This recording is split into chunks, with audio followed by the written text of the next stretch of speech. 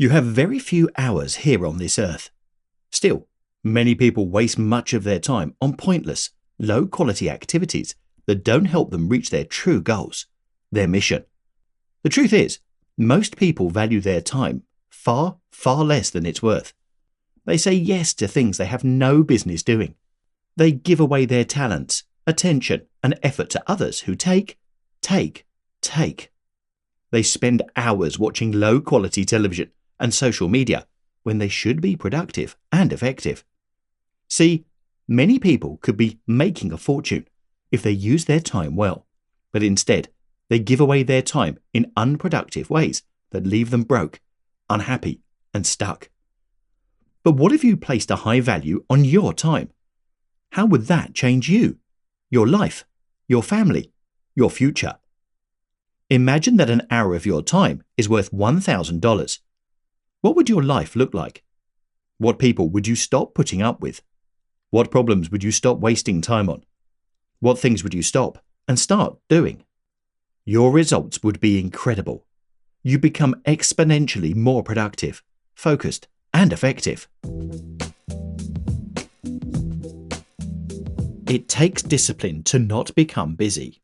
If you let it, your world and the people around you will take all your time. Your time is not unlike your paycheck. If you don't budget for things, you'll have nothing left over by the end of the month. This is how lives are wasted, by doing thankless work for ungrateful takers that didn't deserve your time in the first place.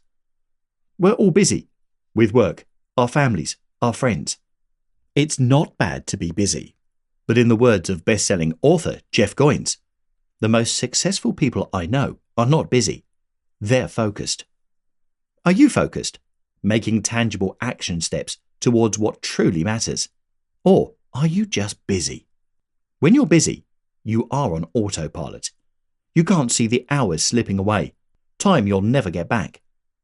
The ancient philosopher Seneca wrote, "Indeed, the state of all who are preoccupied is wretched, but the most wretched are those who are toiling not even at their own preoccupations." If such people want to know how short their lives are, let them reflect how small a portion is their own. Who's in charge of your time? You or everyone else? Most people prize being busy. They proclaim it with pride, as if it's a badge of honor. But for most people, this busyness is nothing more than distraction and procrastination from what really matters. They just like feeling busy. For world-class performers, busyness and stress are the enemy. They're a sign you're off track.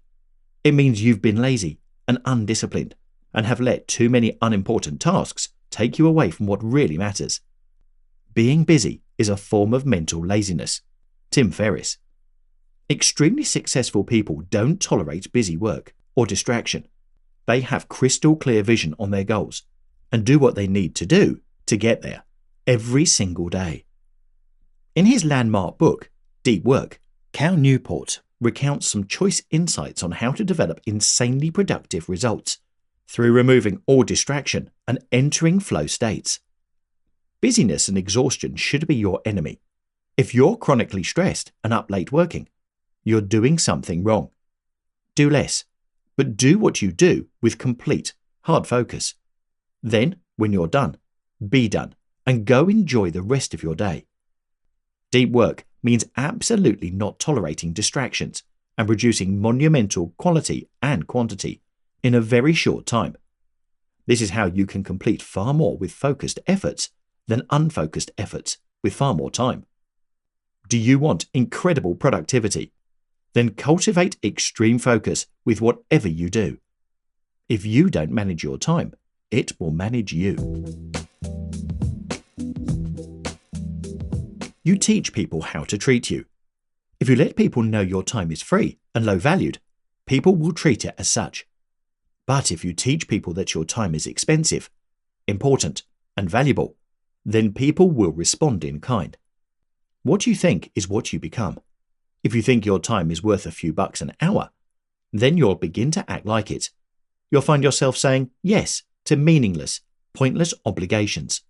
But if, in your heart, you know your time is valuable, people will recognize that. People will respect that people will treat you differently. Author William Irvine wrote, "People are unhappy in large part because they are confused about what is valuable.